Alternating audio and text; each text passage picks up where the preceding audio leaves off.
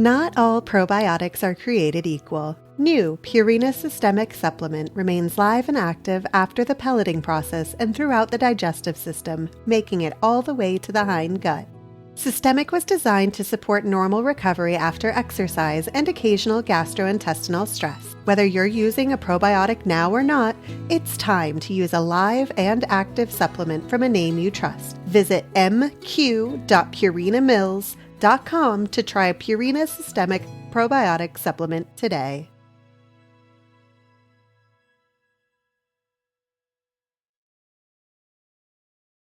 This article is titled 7 Canons of Conditioning Your Trail Horse and was updated on April 7, 2025.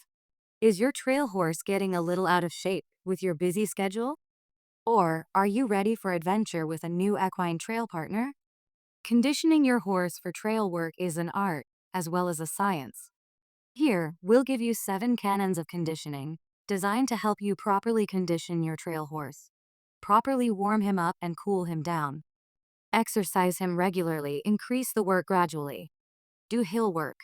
Slowly adjust to altitude. Watch for trouble and give him time off.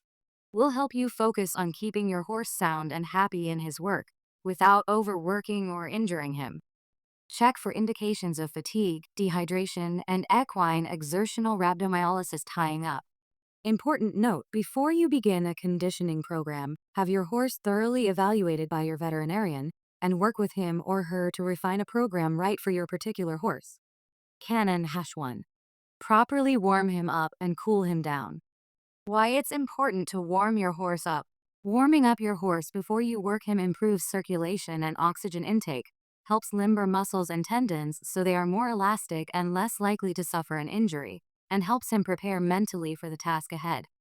A warm-up also works out any previous muscle soreness or stiffness. Plus, mild exercise increases natural lubrication of joints. Proper cool down helps prevent muscle stiffness and soreness after a ride, as the continuing mild exercise flushes wastes from the working muscles. A cool down also allows your horse's heart to drop back toward a resting rate, keeps fluid from accumulating in legs and joints, and helps all his body systems return to normal. Recommended routines for warming up. To warm up your horse, walk/trot him briskly for 5 to 10 minutes. Then limber him by circling and loping for a few strides on each lead. Avoid speed. Warm him up only until you see him starting to break a light sweat.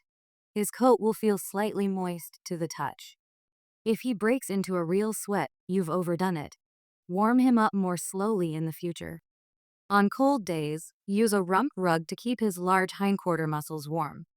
Give your horse about 10 to 30 minutes to cool down. The exact time he needs depends on the length and intensity of your ride as well as his fitness level. Do progressively slower work on your way home. If you were galloping, trot for several minutes to keep the blood circulating. Circulation brings overheated blood to the body surface where it cools and helps flush muscle waste. Then bring him down to a walk until he stops sweating, dries off, and his chest feels cool. If he's still quite warm, dismount, loosen the cinch/girth, and lead him the rest of the way home. Or, return home, take off the tack, apply a halter, and lead him until he's cool. Don't put him away until he's completely cooled down and his heart rate has returned to what's normal for him. The average resting heart rate for a horse is about 26 to 33 beats per minute. A horse's after-exercise recovery heart rate is higher and individual for each horse. Find out what's normal for your horse by checking his resting heart rate every morning for 5 days straight, then average those numbers. Note that a higher or lower rate than normal can indicate a health problem. If your horse's resting heart rate is abnormally high or low for him, call your veterinarian. The easiest way to monitor your horse's heart rate is via a heart rate monitor, which automatically counts beats per minute and shows the results via a transmitter to a wrist display you wear like a watch. Or you can place a stethoscope behind your horse's left elbow, count the beats for 15 seconds, each lub-dub counts as 1 beat, and multiply by 4 to get beats per minute. Note that on cold days, your horse might not sweat much immediately after exercise, but his core temperature might still be elevated. He'll break out in a sweat later. As the weather cools, Keep a close watch on his heart rate above rather than his sweat level. Canon-2. Exercise your horse regularly. Why it's important to exercise your horse? Regular exercise gets your horse in shape. A fit horse will be better able to carry you on your trail riding adventures.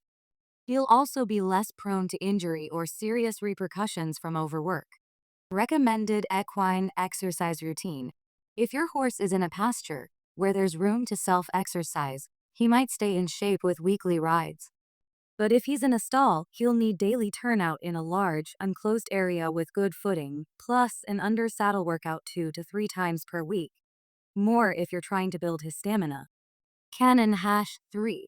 Increase the work gradually when conditioning your horse. Why it's important to gradually increase work. Overworking your horse before he's fit can lead to soft tissue damage. Overwork can also injure his joints. If you push him beyond his limits of endurance and to the point of dehydration or exhaustion, you can even endanger his life. Recommended routine. Before you push your horse hard, give him enough time to build up his internal systems. Note that his respiratory and cardiovascular systems will take longer than his muscles to get in shape. He'll also need to develop a working mentality in which he works steadily without wasting energy jigging or prancing. Keep in mind that a green horse or one that's never been highly conditioned will need a longer and more gradual conditioning program than a horse that's been in shape before. Don't expect your unfit horse to reach his top potential in one season. If your horse is very soft, begin with a few days of short daily rides at the walk before you actually start conditioning. He might need as long as 2 months to regain fitness. The safest way is to start slowly, at a level or so below where you left off last year. Monitor his response to being worked and his recovery heart rate as explained in Canons 1 so you can gauge how quickly to increase his work. With a heart monitor, you'll be able to keep an eye on his heart rate continually while you ride. His working heart rate should be between 120 and 160 beats per minute. Be alert for signs of fatigue and take it one step at a time. Post-workout, if it takes longer than a half hour for his heart rate to return to 64 beats per minute, you're pushing him too hard. Back off. As you condition him slowly, his recovery time will decrease as his fitness level increases. Start with short, easy rides at a walk. Gradually add more miles at a walk, then add some trotting and loping/cantering. Ride in open country over natural terrain. At first, ride him every other day or every 3 days. After a few weeks, his body will start replacing fat with muscle. Once he's in shape, take him on a longer ride once a week. Avoid overdoing his workouts, which can lead to mental burnout. Tip: a fit horse has thin, watery sweat, practically tasteless and odorless. Thick, smelly, salty sweat that lathers is a sign of a soft horse. His muscles are not yet working efficiently. Too many waste products are being produced and eliminated through sweat. Touch a fingertip to your horse's sweat, then taste it. If it's very salty, he isn't yet in shape. Canon-4. Do hill work. Why riding hills is important. Hill work helps your horse build strength, lung capacity, and stamina by pitting his body weight against the force of gravity. The effort to climb makes his heart pump faster and makes his lungs and muscles work harder than they do on flat ground. A horse conditioned on flat ground won't have the necessary muscle strength to carry you over hills and will tire quickly. He's also at risk for damaging his joints, tendons, and muscles because he's not accustomed to steep, uneven terrain. Recommended hill work routine. Start slowly so your horse won't pull or tear soft tissue or strain a joint. Walk uphill to strengthen his legs, then progress to trotting uphill. Galloping uphill works his rump muscles, but only do so if he's very fit, and don't overdo it or he may become injured. Also travel across hillsides occasionally to improve your horse's coordination, balance, and strength to handle uneven ground and bad footing. When you go around the face of a steep hill, especially if footing is loose or uneven, he'll develop dexterity to keep his balance, picking up each leg and moving it around the other. This is good lateral side-to-side exercise. Canon-5. Slowly adjust to altitude. Why it's important. Oxygen diminishes at higher elevations, making it difficult for your horse to perform optimally. Recommended routine. Give your horse 2 weeks to adapt to high altitudes before you ask him to take you on a long ride. It takes this long for his body to create enough red blood cells to handle the reduced oxygen level. If you can't take that much time off, leave your horse at home and find an outfitter whose horses live at the higher altitude in the area you plan to ride. Canon #6. Watch for trouble. Why it's important. If you can catch a problem early and slow down or stop before your horse is in serious trouble, he's more likely to recover quickly. But if he's already seriously compromised before you end the ride, he can suffer further damage, which can be fatal. Recommended routine for conditioning your horse. Be alert for early warning signs of problems, such as signs of fatigue, dehydration, and tying up. See trouble signs on page 84. Note that fatigue at this level of conditioning is usually self-limiting. That is, your horse will be fine if you allow him to rest. However, it might take an hour for him to rest enough to get back home. Dismount, remove the saddle, and let him relax. Allow him to graze on safe grass. Non-toxic, green grass is the best thing for a tired, dehydrated horse as it contains moisture and electrolytes, key minerals lost in sweat. Encourage your horse to drink throughout your ride, especially if he seems tired, overheated, or dehydrated. Water is vital to all of his bodily functions, and he needs water to rid himself of excess body heat.